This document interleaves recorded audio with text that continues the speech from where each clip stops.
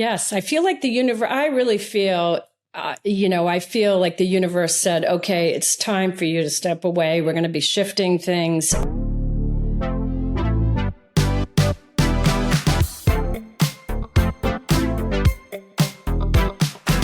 Let's take a quick moment to thank the people that support and sponsor the podcast. When life takes an unexpected turn, you deserve someone who will stand beside you. St. Louis attorney Chris Dully offers experienced one-on-one legal defense. Call 314-384-4000 or 314-DUI-HELP, or you can visit dullylawfirm.com. That's DULLE lawfirm.com for a free consultation. Every life has moments that change us, things that crack us wide open and invite us to come back to ourselves or even find something new. Here on Hope Comes to Visit, we make space for those stories, the messy middles, the unexpected turns, the resilience, and the healing, and of course, the hope that we hope finds us along the way. I'm Danielle Elliott-Smith, and I am so glad you're here for this episode. Today on Hope Comes to Visit, I'm joined by Dr. Durga Larkin, a board-certified ophthalmologist, speaker, and author of the new book, Timeless Vision, who graduated from the University of Pennsylvania and earned her medical degree from Duke University before spending decades as a highly respected cataract surgeon. For years, the operating room was more than simply where she worked. It was purpose, identity, structure, and mastery. But after an unexpected injury fractured her dominant arm, Dr. Durga found herself stepping away from the role that had defined so much of her life and facing a much deeper question in the process. Who are we when the role we've built our identity around begins to change?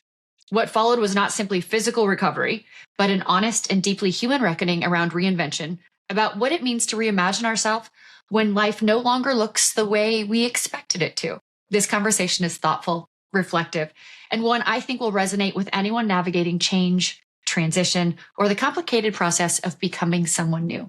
Dr. Durga, thank you so much for being here with me. I'm so grateful to have you. Thank you for having me. I really appreciate that. And I'm looking forward to having a conversation with you. Yeah, this is a good one. Yeah. Let's start with your book. Okay. Your book is called Timeless Vision. Yes. So what inspired you to start writing? Going from being a cataract surgeon to writing. I mean, those are two, that's right brain and left brain. It is very much right brain and left brain. And actually, the ideas that I had that come out in the book have been percolating in my brain for a number of years before I ever even thought of writing a book. And the book was actually written before I had my accident. So I had already been thinking these thoughts of how do we age? How can we view aging in a way that can be empowered and feel good about the future and not being afraid of the future? How I noticed that through my years as an eye surgeon, I saw patients of all ages, but particularly the ages of 50 and older. And I saw many people go through transitions in their lives. And I noticed that some people were still able to have fulfilling lives and being vibrant at 80, 90, even 100.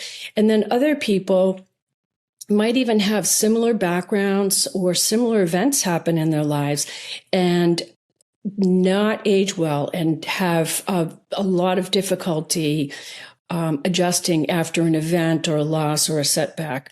So I noticed that these differences were very profound, and I started really thinking deeply about why was that.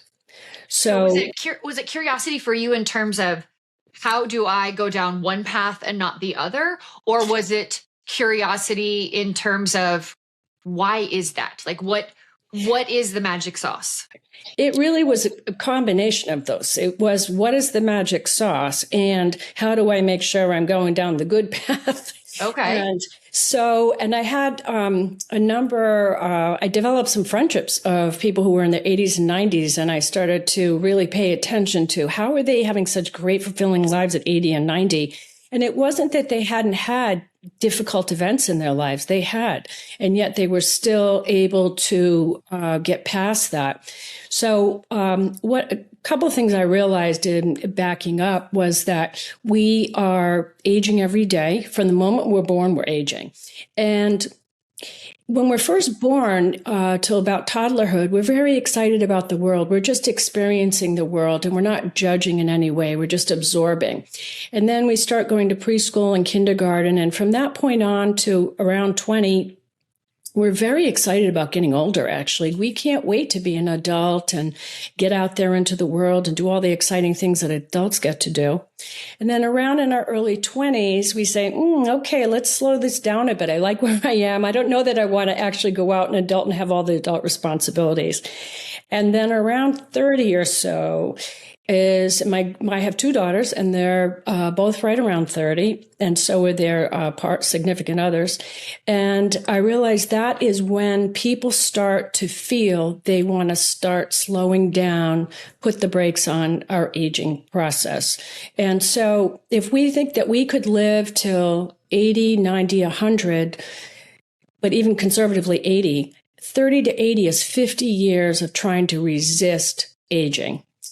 And we think about things that, and even at 30, we start thinking about the future in terms of aging being lost, diminishment. It's a time when people say, oh, my back aches a little bit because I moved the wrong way, or I stayed up too late at night and now I'm exhausted the following day.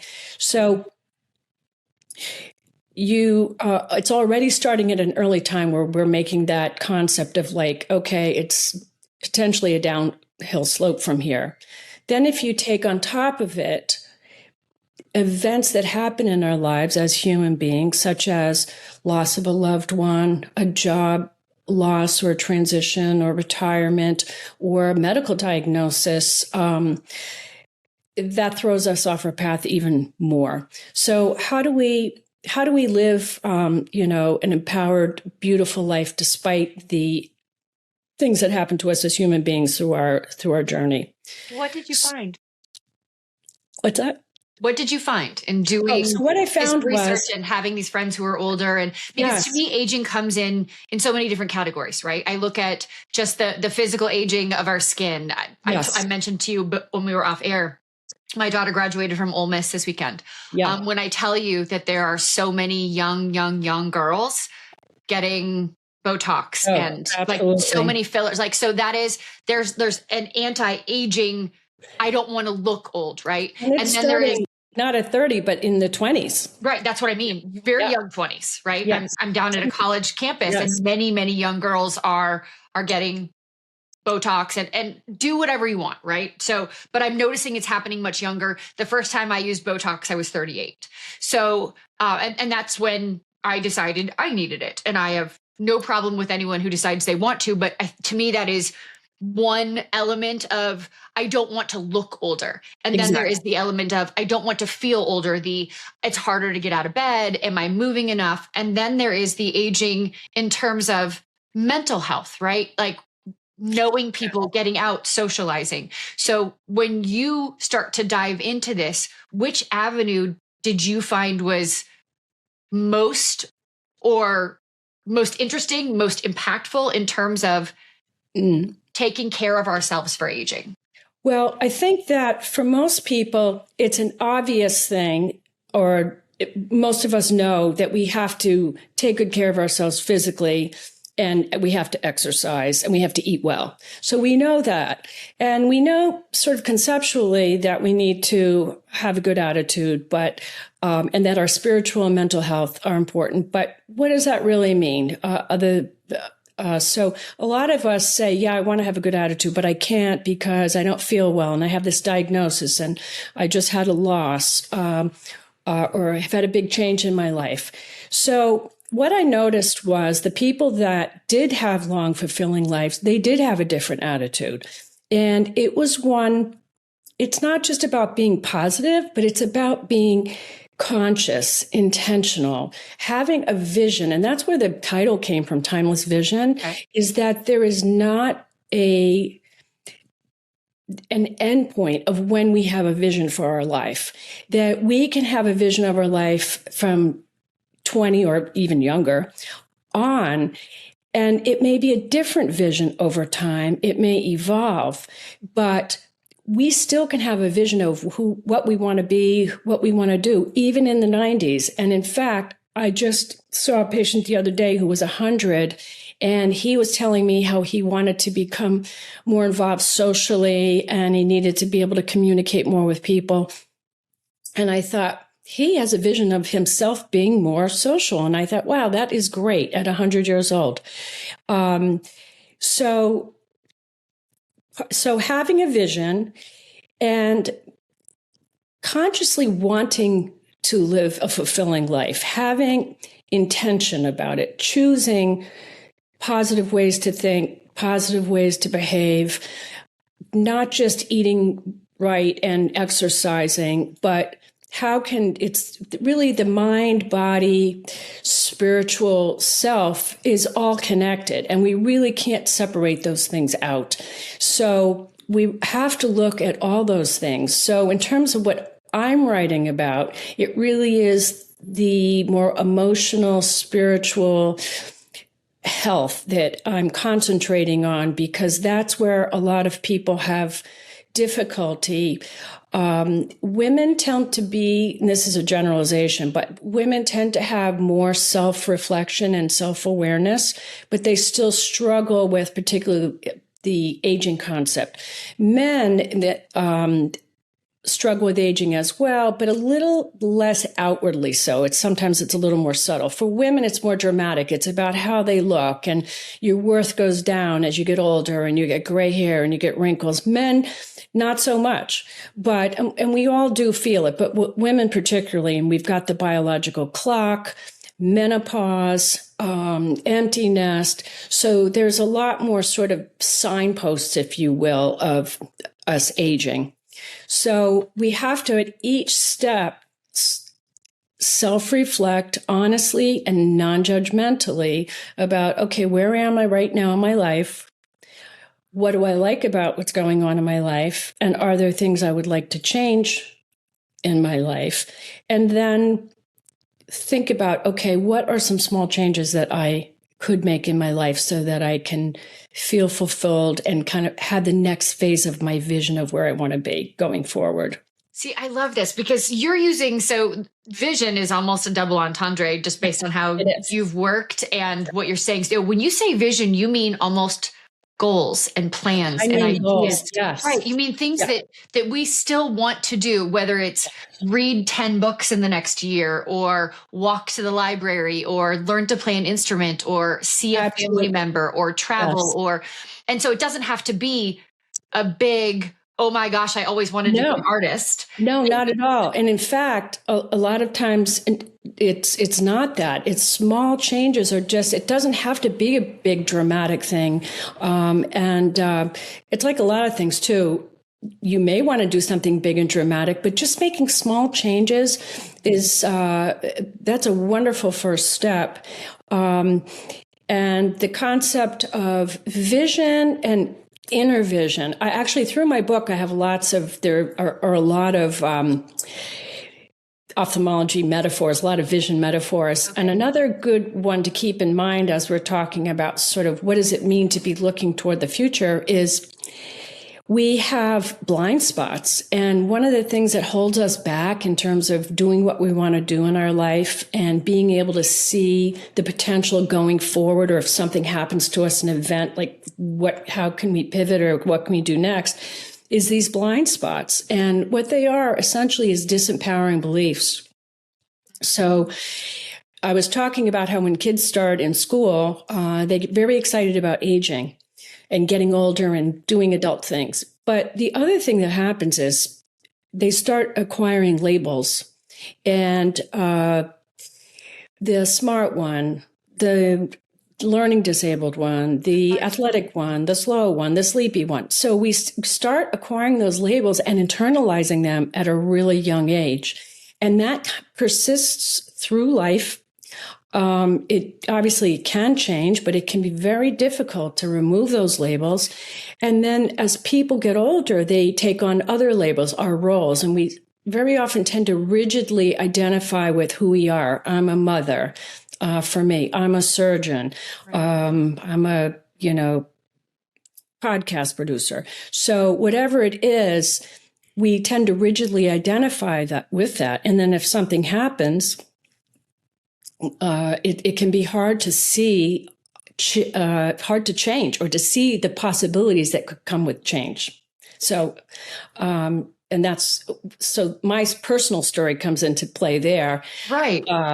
So the book was all things I've observed through the years, and I know deep in my heart, I feel it's wisdom that I want to pass along. But I did go through my own personal event, which was in December. I fell. I had a big fracture of my arm. It was my surgical arm. And all of a sudden, I couldn't work. I couldn't even be in the office. And I was out for a number of months. I had 2 surgeries. And for most people, breaking their arm or breaking their wrist, it's very painful, but you go through the process, you heal, and then you move on, you go back to what you were doing before. But as a surgeon, it's a life-altering event. Okay. And I realized that it became a blessing in disguise, because I had been living such an intense life, and I felt like I had to be perfect all the time. Mm-hmm. And there's a pressure that comes with that. And it wasn't until, and I would never, even on vacation, you still carry that because you know you're coming back to the pressure cooker. So all of a sudden, I had time to rest and reflect. And it was actually a relief. It was like, wow, this is could be a new phase of my life. But the whole time I was still thinking at some point I'm going back to surgery. And then when it came time to go back to work, I still was having some issues with my dexterity, and that's important for a surgeon. So I was thinking I'll have to put that off a little longer. And then I realized I didn't want to return to surgery anymore, that I wanted to make a pivot. I didn't want to do anything where I wouldn't be perfect. And eye surgery, you have to be perfect. So I decided to retire from cataract surgery. And I'm still practicing in the office. I treat glaucoma and a number of other medical conditions of the eyes. But now I'm focusing on spreading my message of empowerment, and I'm actually living it. I had to make a big pivot and say, what am I going to do? That my livelihood is threatened right now. And my whole sense of identity and who I am,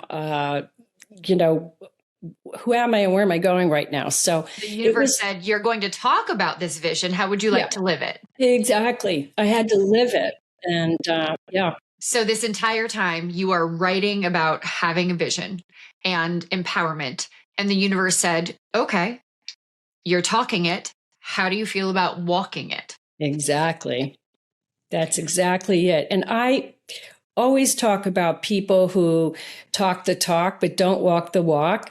And here it was time for me to not only talk the talk, but to walk the walk. But what it made me realize is that all the things I had written about and thought about and talked about really were true. It made me feel what I had written about even more deeply, and feel even more committed to the importance of how we want to look going forward. And another aspect to that is finding meaning. So, for instance, if I'm not going to do cataract surgery anymore, and that's really meaningful to me, and being in the office is meaningful, of course, but it was sort of a big way to help people. I felt like I wanted to find another thing that would be very meaningful to me. And that's, talking about my book and spreading that message. But an important part of that aspect to it is that having a sense of meaning and purpose at every phase of your life is important.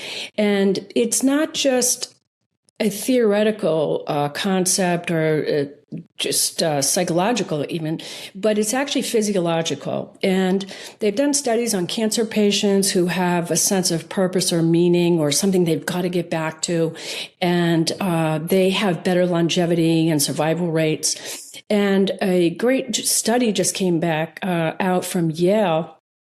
Dr. Becca Levy did a longitudinal study of people getting older, and she found that when people had purpose and meaning and made intentional choices about trying to live their best lives, that they actually not only stabilized in terms of their cognitive health, their physical health, and mental health, but they actually could make improvements, which is really great.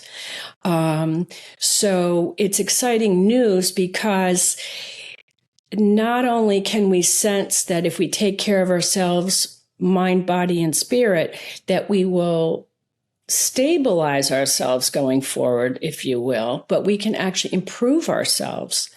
And so that's a really important thing to keep in mind, and motivating for people. I want to go back to something that you said that I found so interesting, because I have been guilty of it as well. And I know that many women do this. You mentioned that even when you were on vacation, you were still in that pressure cooker mindset, and that once you were injured and having surgery, you found you could really rest. Right. I can remember being with a therapist and the therapist saying, you need rest. And I said, I'm getting ready to have surgery. I can rest after that. And she said, do you hear yourself right now? Exactly. You legitimately are talking about needing surgery in order to take time for yourself. Yes. That's how infrequently we make that time. How important is it, do you think, even in hindsight, for you, for us, for women, for everyone, to recognize that taking care of ourselves, and part of that vision is to prioritize ourselves, even in a small capacity, even in the midst of the chaos of raising families and having jobs, but finding a way to have some of that vision for ourselves moving forward? It's actually really crucial for both our physical health and our mental health. And, because of the whole mind-body connection, when we are building up stresses and there's no outlet for it, it actually, can tip us over into illness. It's not that it causes the illness, but it's just that it's sending off all kinds of negative signals to the rest of your body. And our body has difficulty dealing with that. And so it's more than just a conceptual thing. We have to really think about. I remember being at the doctor's office just for routine appointments and thinking, this is good. I have a time to relax and rest. And we should not have to have something bad happen to us or be at a doctor's office to take the opportunity to rest. The problem is the way society is now, with cell phones and computers, and there's web service everywhere you go. You never are uncontactable. And so there's this whole concept that you can't take time off.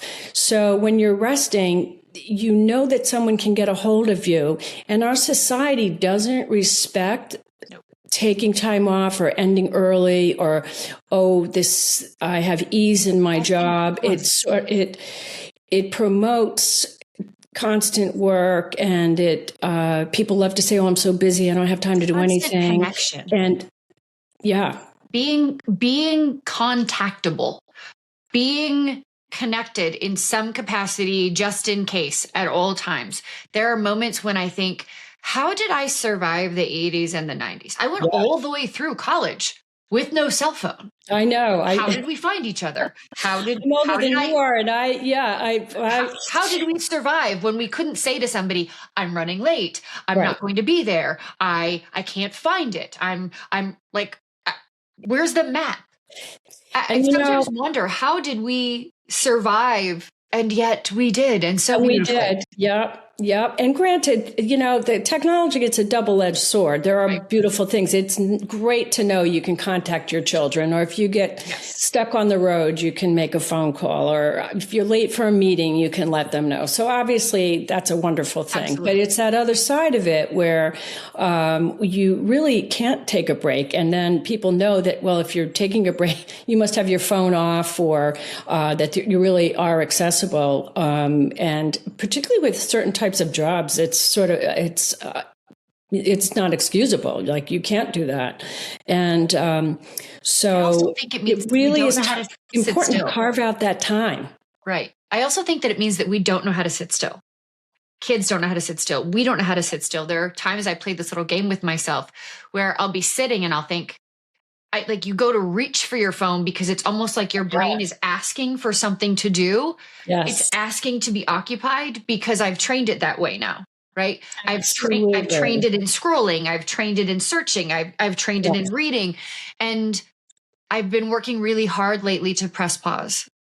I've been trying to do the same thing, actually, particularly when I'm, say, waiting somewhere, could be anywhere. And particularly, for instance, in an airport would be a good example. Yep. And I'm really trying to not look at my phone or not go on the computer. And I find myself, unconsciously reaching for it. And then I'm like, okay, I'm going to give myself time. So I'm consciously making that effort as well. But it takes a lot of effort. It does. Yeah. It does. Yeah. It's almost a retraining. I want to ask you as well, because it seems as though, at least the way you're speaking about it, the transition between recognizing that maybe you weren't going to be at your very best and cataract surgery requires you to be at your very best to where you are now, like everything sort of coincided and pushed you towards this path, that it wasn't terribly tumultuous mentally. And yet I wonder about that because this is who you have been for so long. What was that transition really like? What was the moment when you said, because I imagine first breaking your wrist, you think, no. Like I need my wrist. I need this mobility. What was the point that you thought maybe I can't? And then transitioned to maybe that's okay. Maybe I want it that way. And maybe this is an opportunity to carve out an entirely new identity. I don't necessarily know that would have, I certainly don't imagine it was in a 24-hour period of time, but it actually was. It was sort of interesting because at first, of course, there was like that panic of, oh, what am I going to do? When am I going to operate? And then, but there was deep inside of me pretty quickly, as soon as I got past the intense pain, that started kind of liking not to have that pressure that I had had and sort of, wow, I can really rest and relax a bit. And there wasn't a single defined moment when I realized that deep within my being, I've been operating for 35 years and I was feeling sort of ready to pass the torch. And I would never have done it if it weren't for this accident. And it's kind of this accident gave me permission to do what I was feeling actually deep within my being. And it wasn't until I had to have courage to do it. Because everybody just assumed I would be back. I had patients waiting for me. I had, schedules that everybody was on hold and they were waiting for me to come back. And it was a very big decision for me to make. And I, very deep, I kind of felt that I didn't want to go back pretty early on, but I didn't acknowledge it consciously until maybe about a month in, and I started thinking about it. And yet outwardly, I didn't talk about it at all. Other than I do have a close relationship with my kids. I did discuss it with them that I had these deep feelings. But other than that, I made no indication to anybody that I was ever thinking of not returning to surgery. And it wasn't until pretty much right before I had to go back, like literally a week before, that I said, you know what? I'm not returning to surgery. So it was a very big deal to do that. I think it would have been I am 65, so I think it would have been very different if I was in my 40s or 50s. So I'm not sure, but I would say that it probably would be the case. But because I did feel that feeling of I've been doing this for so long, it's okay to step away from it. But I never would have done it. I never would have stepped away if it weren't for this injury. It sounds as though your system had been craving peace. Yes, I feel like the universe. I really feel. I feel like the universe said, "Okay, it's time for you to step away. We're going to be shifting things." You are feeling sort of a strain, if you will, doing this. And I also always felt like I wanted to step away at a time when I was going to be at my peak, not have to step away because of skill level or something declining. So in a way, it gave me that permission to do so when I never would have given myself permission otherwise. So the universe gave me permission. How So much kind of how I think about it. How much of your pressure do you think was self-induced? You mentioned perfection earlier. I know I tend to be perfectionist. And I think that when I look back on all of this, I can't stop, I can't stop, I can't rest. That was me telling myself that I couldn't stop or couldn't rest. I was the one required to make the change. And Yeah. Go ahead. Well, I think that is true in my life. I've been a perfectionist, and I was a perfectionist in pretty much everything I do. But I also chose a field where you have to be a perfectionist. When you're doing eye surgery, you cannot not be a perfectionist. You have to be a perfectionist. So it selects for perfectionists. You can't have a type B casual eye surgeon. So I was in a career that kept that going. I couldn't step away from perfectionism if I wanted to. Right. And so it's not like I could say, oh, I'm going to do surgery, but I'm going to be casual about it. I'm going to have a more casual attitude. You're not able to do that. So I had selected for myself a career that demanded perfectionism. And also, so the only way to not be that way was to step away from that. Totally. What would you recommend for someone who is potentially facing a career shift the way you are right now, or the way you have? Yeah.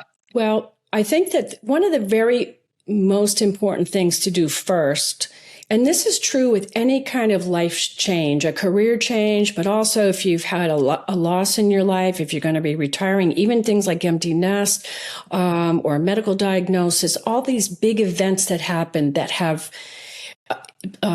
impact on our lives going forward, you have to sit quietly and really look inward and be self-reflective in a very non-judgmental way. And again, and be honest with yourself about what's holding you back. Are you afraid of change? Are you afraid of what could happen? Do you have regrets from the past, or a regret that you didn't choose a path in the path that you really would have liked to? Do you feel guilt about things? So it's important to acknowledge those things, forgive yourself, and then move on and say, okay, those things happened in the past. I'm going to make some changes now. What is it that I really, really would like to do? And it's an easy thing to say, but difficult to do. Say, well, if you're following your passion, you'll have an income. And it's not always that easy, and it's not always practical. So it may be that you have ideas about shifting to another career or developing other areas of yourself, but it might be for a while that you still have to continue doing what you're doing, because if you have to make a living, if you're not retired, there's the practical aspect of it. And, there's a whole other path we could take about manifesting things, and that's not what we're going to talk. That's not what it's about today. But, so the idea is that so say you want to be a writer, is what can I do to start being a writer? Do I want to write a book? Do I want to write poems? And then start giving yourself time to do that. Start with a journal. So part of it is being reflective, and good ways to do that are to meditate. And a lot of people are very intimidated by meditating. Many of us have the monkey mind, and we feel like we can't calm our minds down. And I would say that meditation does take a little bit of discipline, but even if you can just do breathe into the count of 4 and out to the count of 6 is a favorite of mine, because it's so easy to do. And you just gradually slow down your breath, because how your nervous system feels also affects your emotions and your mind, it's the mind-body alignment again, where you want to calm your body, and that will also calm your mind. I actually created a meditation that I have on my website that is only 5 minutes. And even someone who says they can't meditate can do 5 minutes, and just think of it as a guided relaxation rather than a meditation. That's fantastic. That can be really helpful. And what is the website? It's durgalarkinmd.com, all lowercase. Spell it for everyone. Yeah, it's DURGA LARKINMD.com. That's fantastic. Yeah. I always recommend Insight Timer as well, which is an app, and it's meditations for free. There's guided meditations that allows you to check in and say, I'm having a good day. I'm having a bad day. Mm-hmm. I need something that's anti-anxiety. I need something that helps me sleep. I need something that is calming. And it gives you, do you want 3 minutes? Do you want 5? Do you want 25? And so I've been using Insight Timer for many years now. There's so many options, and there's so many different types of meditations available. I think that for someone starting out, the idea of just sitting quietly and, watching your thoughts go by is very, very difficult. I think if you're just starting, it really helps to have some guidance, because I've been meditating now for a number of years, and I love it. It's like, it's my go-to to calm me down. And I actually meditate in the middle of the day. I close my office door, and it's like no one's allowed to disturb me, but it's sort of my reset. But I still like a guided meditation, because I do have a brain that's always going, and I can have, even now, I have difficulty quieting that monkey mind. So having those guided meditations, when my mind starts to wander off, I can come back to what the person is saying. I am very much the same. My brain is always going. Yeah. What is your timeless vision for yourself? And has that shifted, considering that your accident happened after the book was done? Well, I know that it is definitely shifted. I had no intention of retiring from cataract surgery when I did. I had the intention of publishing the book, and I really didn't know where it was going to go from that. I thought the idea of speaking engagements and podcasts was nice, but I hadn't thought much beyond just getting it published. And so everything changed when I had my accident, and when I started thinking about the possibility that I wouldn't, because I didn't even know at first, could I go back to surgery if I wanted to? And so I had to really start thinking about, what am I going to be doing?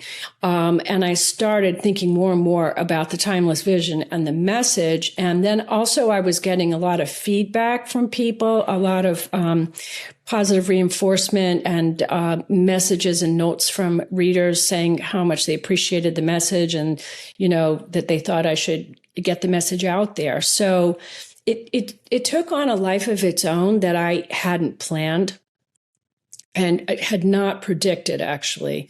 So this whole thing with my accident was a huge pivot in my life. It was a big turning point in my life that was not planned. But you have recognized it for what it's supposed to be.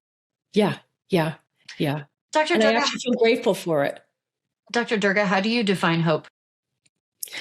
I define hope with never giving up, always feeling that there's good things coming.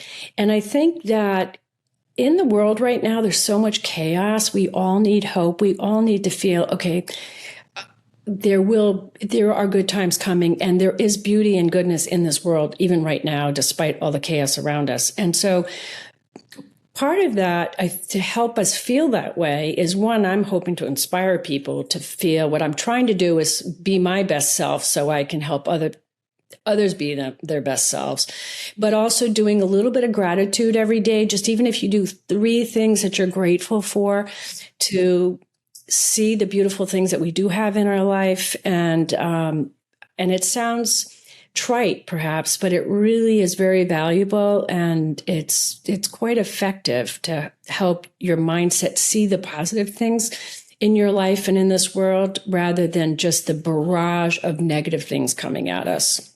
I love your notion of having a vision, keeping us young. Where can everyone find you and the book? Well, you can find me on durgalarkinmd.com, and you can also find me on Facebook, Instagram, and LinkedIn. Facebook and Instagram are Dr. Durga Larkin, and then Instagram is Durga Larkin MD. LinkedIn is Durga Larkin MD. And then you can find Timeless Vision anywhere books are sold. And I have a Kindle version, and I also recorded my own Audible version. Oh, that's fantastic. Yeah. So people have said they like it because they can see me talking to them. Oh, that's perfect. In their minds. That's a dream. I love that. Yeah. That is fantastic. I'm so grateful to you for spending time with me today. Oh, thank you so much. It's been such a pleasure. Likewise. Good luck with everything, including your timeless vision. Thank you. Friends, I am so grateful to you as well for spending time with Dr. Durga and I hope that this has inspired you to start planning for, seeking out, and sharing the visions that you have for your life to keep aging at bay, right? So go ahead and share this episode with anyone you know who needs to hear it. Find Dr. Durga's book, Timeless Vision, and until we spend time together again next time, take very good care of you. Naturally, it's important to thank the people who support and sponsor the podcast. This episode is supported by Chris Dully, a trusted criminal defense attorney and friend of mine here in St. Louis, who believes in second chances and solid representation. Whether you're facing a DWI, felony, or traffic issue, Chris handles your case personally with clarity, compassion, and over 15 years of experience. When things feel uncertain, it helps to have someone steady in your corner. Call 314-384-4000 or 314-DUI-HELP, or you can visit dullylawfirm.com to schedule your free consultation.